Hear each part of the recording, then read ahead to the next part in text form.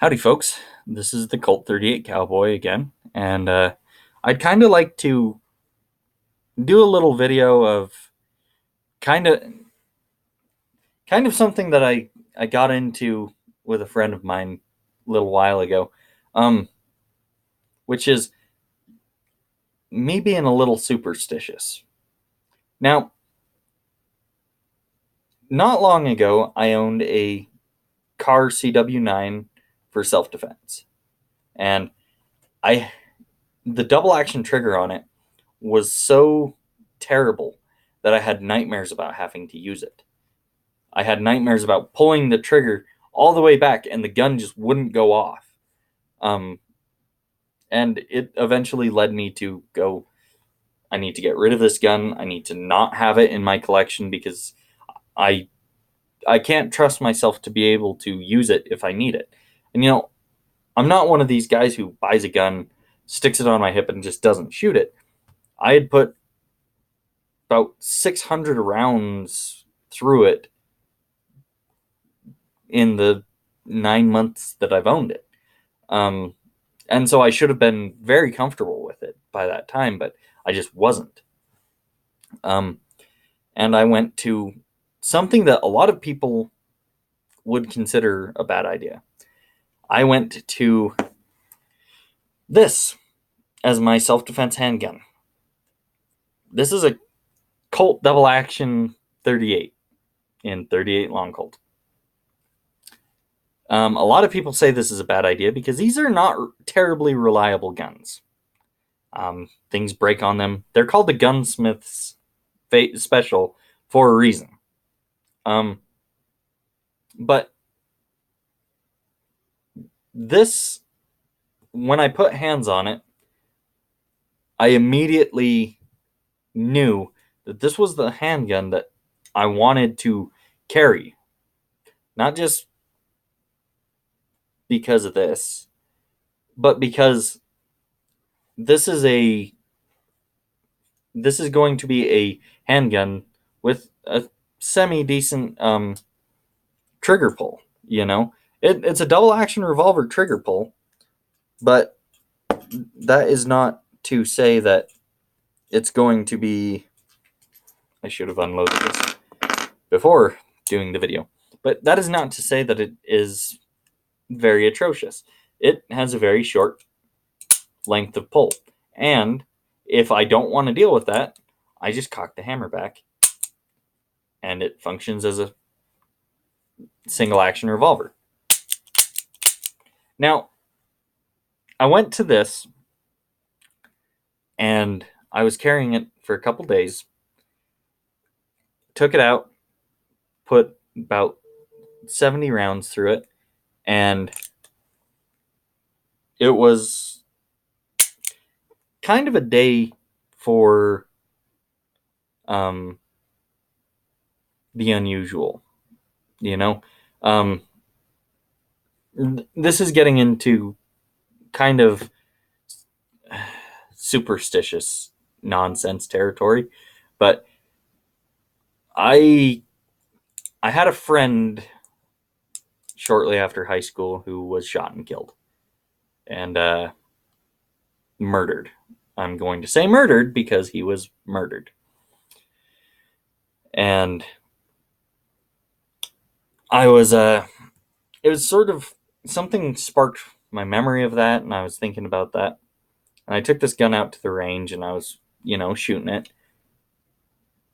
And when I got back to the truck, I noticed that the front sight has a little notch where it has been dropped. And the barrel has a little bit of a mushroom where it had been dropped. And I was looking at this gun, and at one point it was completely nickel plated and dropped. And I said to myself, what story does this firearm have? Someone cared about this gun so much that they wanted it nickel plated from the factory in the shopkeeper barrel. This, to my mind, says this was probably someone's gunfighter gun. If they needed to solve a problem, this was going to be their Glock 40 problem solver. And I said to myself and to the gun, this has been dropped. I don't know under what circumstances you've been dropped, but if you feel like you failed a previous owner, the one who got you nickel plated, maybe put that out of your little gun head. Don't recall that, because you need to be focused on keeping me alive now. And I say this, and some of you out there are probably going, this guy's fallen off his head for good this time. But I'm, like I said, I'm superstitious. How can you look at something like these drops and how worn this nickel finish is and not have sort of an inclination of how this gun got to be in this condition? Now, Ian McCullum from Forgotten Weapons and In Range TV owns a Arisaka rifle that was flamethrower burned and taken from someone who had been killed with a flamethrower. And he says, if I don't feel anything when I'm holding that, then I probably wouldn't feel anything with any other gun. And that is a fair point. And I'm totally with him on that.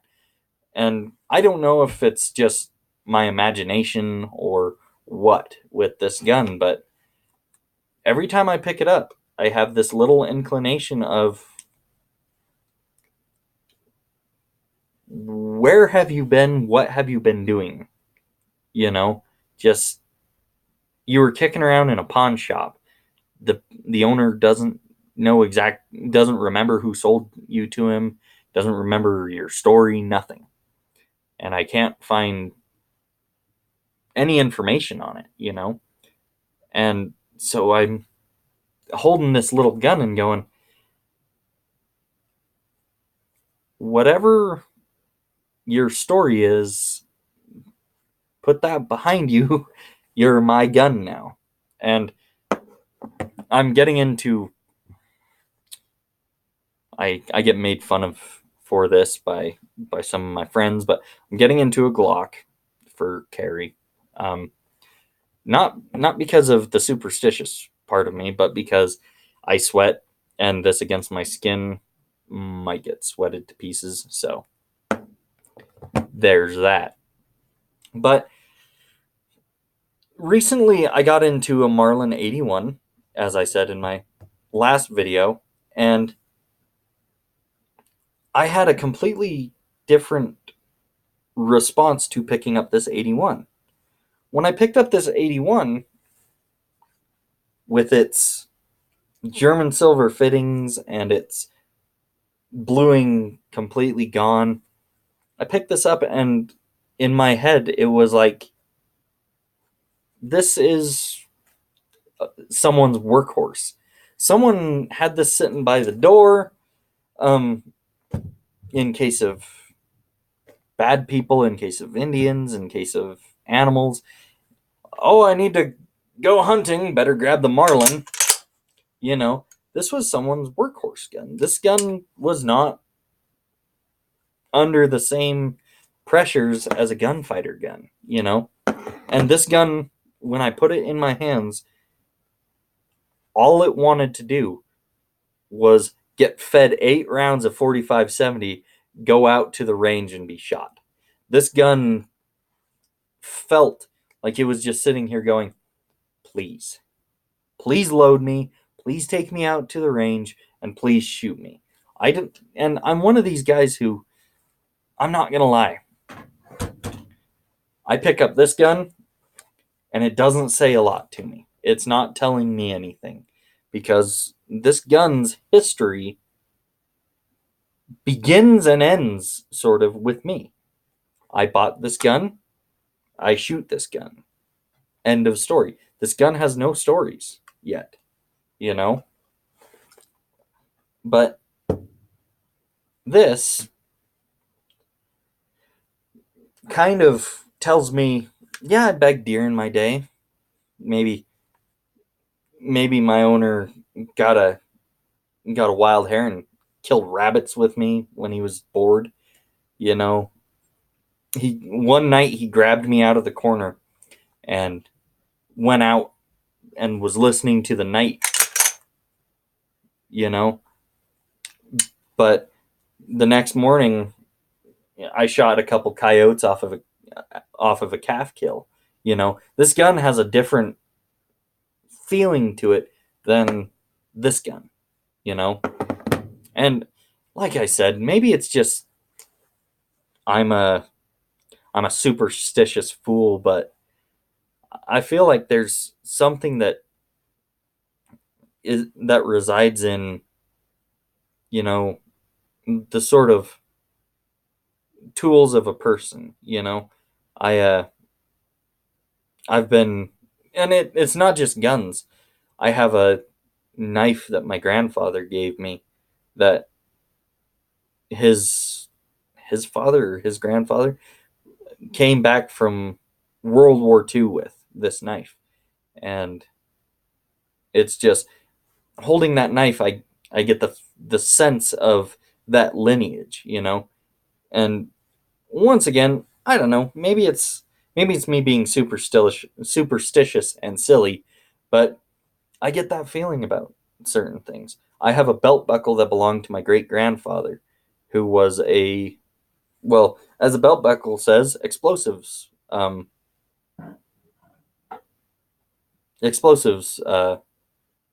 master, you know, for a mining company. And I get the sense of that sort of, it's a very sturdy, no nonsense sort of piece of equipment, you know. And my old man has a 94 Winchester that was owned by his great grandfather, who used to deliver freight off of a flat wagon. And holding that, I get the sense of I have been around since the 40s. I have been passed down from father to son to grandson. Um, and I've bagged more deer than you can picture. You know, I get a sense from these guns of what sort of they've been through, and I had a sense when I picked this up without knowing the history. I don't know who owned it. I don't know, like, how many deer it's bagged, if it's ever been wielded in anger, you know. This gun is just a workhorse. But, you know, once again, maybe I'm looking into this a little too much, and there's nothing to see in an old gunfight pistol. But at the same time, I feel if you kind of project something onto something, it maintains that, you know. Um, it's sort of that instance where if you believe in something, then you will see something, and I sort of think that's the situation with some of these firearms that I get feelings from. But I don't know. Have you guys ever experienced that sort of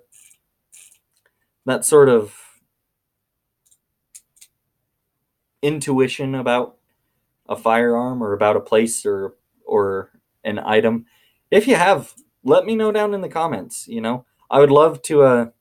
I'd love to hear some of your experiences. You know, I don't want to turn into a ghost hunters channel or something like that, but you know, I think there's enough out there that we could have a conversation um, about that without this turning silly. You know, um, So if you've ever had a gun that feels a little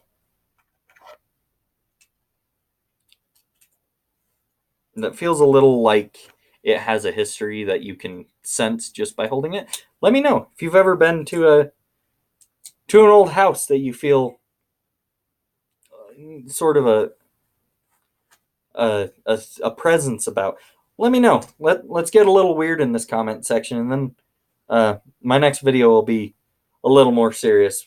I'm gonna try and get out to the range and do an actual shooting video for my next one. So yeah, leave those weird stories in the comments below. And I know I missed Halloween with this video, but um, we'll get into some conversations about that. Once again, I've been the Colt 38 Cowboy, and thanks for watching the Guns and Superstitions video, I guess. And y'all have a safe one. Goodbye.